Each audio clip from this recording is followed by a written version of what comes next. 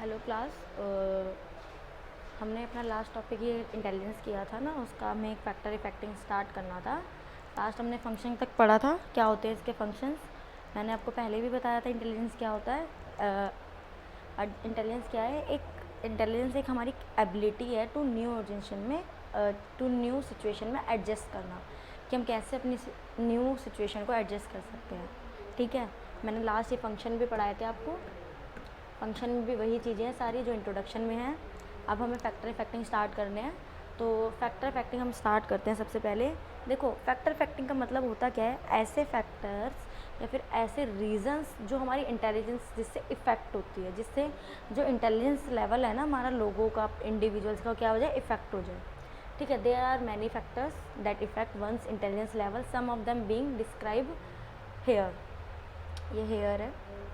ठीक है, तो कुछ फैक्टर्स है जो डिस्क्राइब किए गए हैं। बहुत सारे फैक्टर है जो हमारी कर सकते हैं किसी फैक्टर को इफेक्ट, बट यहाँ पे कुछ फैक्टर्स है जो डिस्क्राइब किए गए हैं। ठीक है, तो सबसे पहला देखो,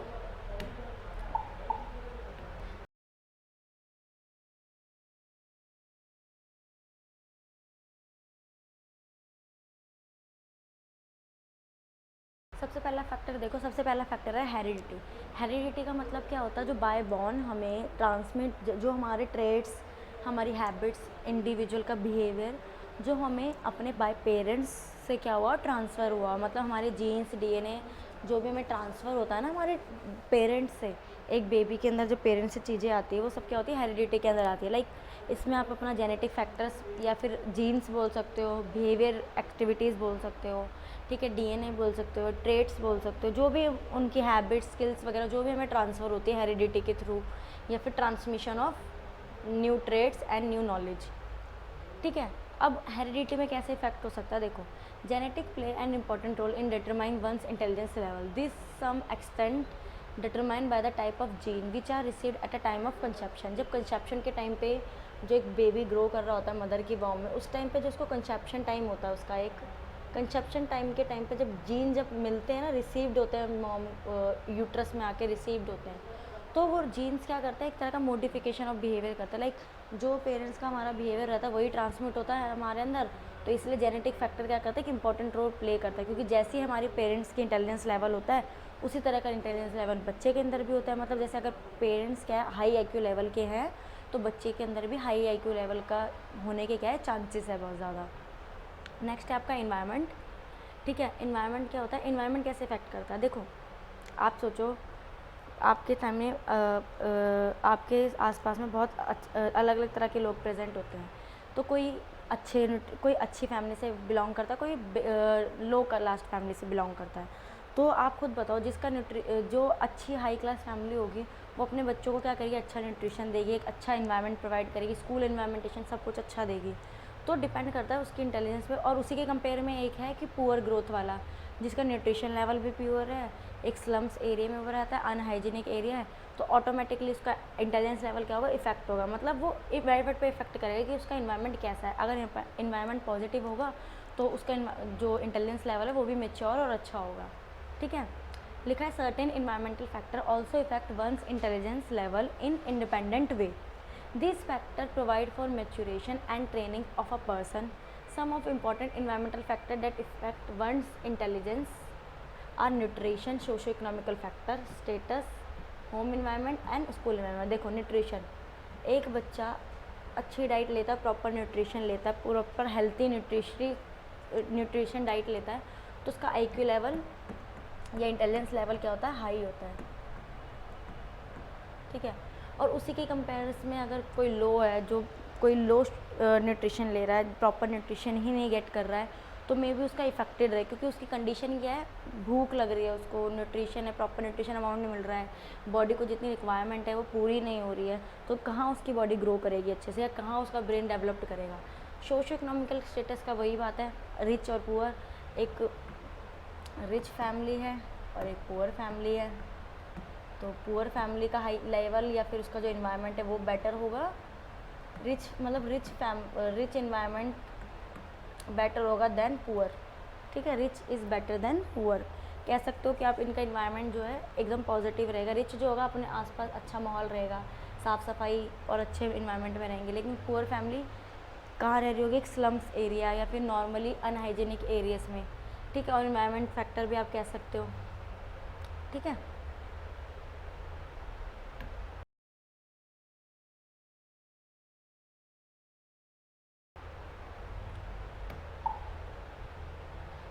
ठीक है, आप कह सकते हो। तो नेक्स्ट जो हमारा है सेक्स ऑफ द पर्सन। अब सेक्स ऑफ द पर्सन का मतलब है कि हमारा जेंडर भी क्या करते हैं, हमारी इंटेलिजेंस को शो करता है। Like how sex of the person affect his intelligence level. It is contradictory issue. People believe that male children are more intelligent than female. जैसे आपका पता है ये सब, ये बिलीव है लोगों का कि जो मेल चाइल्ड होते हैं वो ज़्यादा इंटेलिजेंट होते हैं than females. But in research study explain that there is no significant difference between the sexes. अब कई एरियाज में ये कहा जाता है कि इस फील्ड में गर्ल्स अच्छी हैं, इस फील्ड में बॉयज़ अच्छे हैं। तो कई बार हमें बोला जाता है कि सेक्सुअली जो हमारी जेंडर है उसके अकॉर्डिंग जज किया जाता है कि मे बी मेल ज़्यादा डोमिनेंट है देन फीमेल्स। बट अभी रिसर्च जो की है उसमें कोई सिग्निफिकेंस नहीं मिला है। बट कई तौर पे या कई मेथड या कई फील्ड में कई बार होता है कि जो मेल है वो कई बार डोमिनेटिंग होते हैं, या फिर कई बार मेल जो है वो इंटेलिजेंस लेवल उनका वहाँ पे हाई होता है एज़ कम्पेरिजन टू फीमेल। जैसे कई आप सोचो सारी बात, ड्राइंग्स, कई में ड्राइंग्स वगैरह होते हैं तो जो पेंटिंग करने की कैपेबिलिटी है ना वो मेल्स के अंदर बहुत अच्छी होती है देन फीमेल्स। नेक्स्ट है हेल्थ स्टेटस। हेल्थ स्टेटस का मतलब है कि कोई जिसकी हेल्थ शारीरिक या जो उसकी बॉडी प्रॉपर हेल्थी होगी, प्रॉपर न्यूट्रिशन लेगी, हेल्दी होगी, अच्छी होगी, तो वो अच्छे से पढ़ पाएगा और अच्छे से क्या कर पाएगा, इंटेलिजेंस लेवल का यूज़ कर पाएगा। मतलब जो पर्सन हेल्दी है उसका स्टेटस अच्छा है, हेल्दी स्टेटस है, तो उसमें ऑटोमेटिकली इंटेलिजेंस लेवल क्या दिखेगा, हाई दिखेगा। One's intelligence level is also affected by his health status, it is usually seen that intelligence level of healthy person is more than of the person with poor health। ठीक है, simple line लिखिए कि ज़्यादातर देखने को ये मिलता है इंटेलिजेंस लेवल किसके अंदर ज़्यादा हाई मिलेगा, जो हेल्दी पर्सन होगा as comparison to poor health. Size of the family. अब साइज़ ऑफ द फैमिली भी डिपेंड करती है। It is consider that children are small size family pose higher intelligence. जो स्मॉल साइज फैमिली होगी उसके पास क्या होगी, हायर इंटेलिजेंस लेवल प्रेजेंट होगा than the children of small size family. ठीक है, ये गलत लिखा हुआ है क्लास, ये डबल बार रिपीट हो रखा है।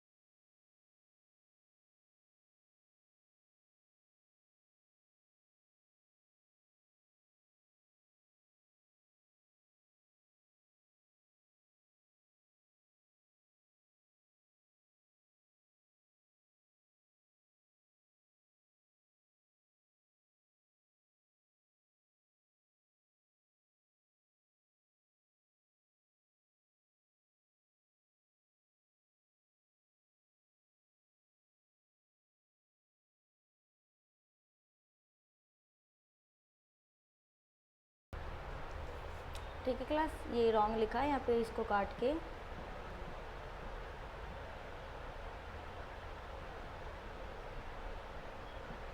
बिग लिख लेना। नेक्स्ट जो टॉपिक है वो है हमारा इंटेलिजेंस क्वांटिटेंट। इंटेलिजेंस क्वांटिटेंट का मतलब होता है आईक्यू, हमारा आईक्यू लेवल। एक तरह से ये एक ऐसा टर्म है जो हमारा लेवल मेज़र करता है इंटेलिजेंस का। ठीक है, it is use for measurement of level of intelligence. एक नॉर्मल पर्सन का इंटेलिजेंस लेवल क्या होता है ये वो मेजर करता है। आईक्यू को हम जिस इंटेलिजेंस पॉइंट बोलते हैं, जिससे इसमें लिखा है it is abbreviate as IQ intelligence point. It obtain by dental mental age. मतलब इसमें हम क्या करते हैं, एक पर्सन की mental age plus chronical age उसको मल्टीप्लाई करते हैं 100 से, देन उसका हम एक आईक्यू लेवल निकाल सकते हैं। ये फार्मूला भी आपका लिखा है, ठीक है, आईक्यू निकालने का। एक पर्सन की mental age into multiply by chronical age chronological age, और उसको हम मल्टीप्लाई किससे करेंगे, 100 से, देन वो क्या निकालेगा, हमारा IQ निकालेगा। ठीक है क्लास, ये निकालने का फॉर्मूला है, आप इसको निकाल के चेक कर सकते हैं। अब नॉर्मल IQ होती कितनी, क्लासिफिकेशन ऑफ IQ क्या है अकॉर्डिंग टू पर्सन्स। ठीक है, फर्स्ट देखो, अगर किसी का IQ लेवल 140 आता है या उससे अबव आता है तो वो जीनियस कैटेगरी के अंदर आता है। किसी का IQ लेवल 120 to 139 या 140 तक आता है तो वेरी सुपीरियर लेवल में आता है। ठीक है, किसी का IQ लेवल 110 to 190 है, वो सुपीरियर लेवल पे आएगा। 90 to 109 है तो एवरेज इंटेलिजेंस लेवल होता है। 80 to 89 डल, ये एवरेज होते हैं, ये सुपीरियर और ये वेरी सुपीरियर। ठीक है, अगर 80 से नीचे जा रहा है पर्सन का IQ लेवल तो वो डल कैटेगरी में आएगा, और 70 से बिलो जा रहा था वो बॉर्डर लाइन आएगा, फीडेबल माइंडेड। फीडेबल माइंडेड का मतलब होता है जिनको जो डिपेंडेंट हो अदर्स पे, लाइक फीडेबल माइंडेड, फीड का मतलब क्या होता है, फीड कराना, वो खुद से फीड भी नहीं कर सकते, खुद से खा भी नहीं सकते हैं, बॉर्डर लाइन होता है एकदम। ठीक है, और अगर 70 से भी बिलो जा रहा है ना वो, तो उसको हम क्या बोलेंगे, मेंटल रिटार्डेड। ठीक है, मेंटल रिटार्डेड में भी 3 फॉर्म्स होती है, माइल्ड, मॉडरेट और सीवियर। ठीक है, बिलो 20 को क्या बोलेंगे, प्रोफाउंड मेंटली रिटार्डेड।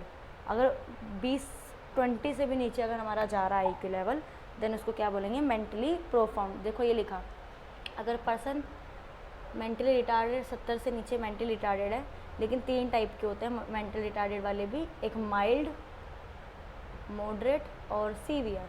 जो 50 से नीचे वाले होंगे उनको एजुकेबल, मतलब उनको थोड़ा थोड़ा सिखाते बताते हैं तो वो सीखने की कोशिश करते हैं, मतलब थोड़ी थोड़ी छोटी मोटी एक्टिविटीज़ होती है वो करते हैं।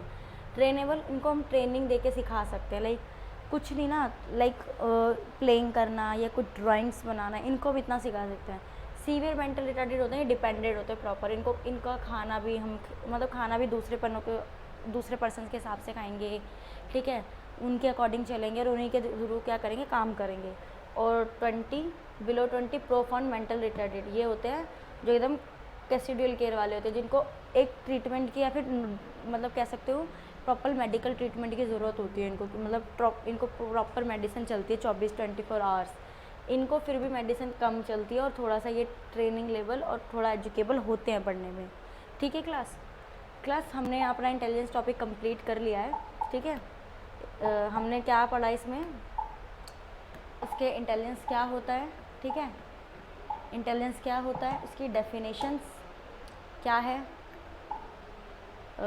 नेचर क्या है इंटेलिजेंस के, फंक्शंस क्या है, टाइप्स क्या है और फैक्टर इफेक्टिंग क्या है। ठीक है class, thank you. Next class में हम अपना अदर एक टॉपिक और लेंगे और ऐसे ही नेक्स्ट टॉपिक स्टार्ट करेंगे। Thank you class.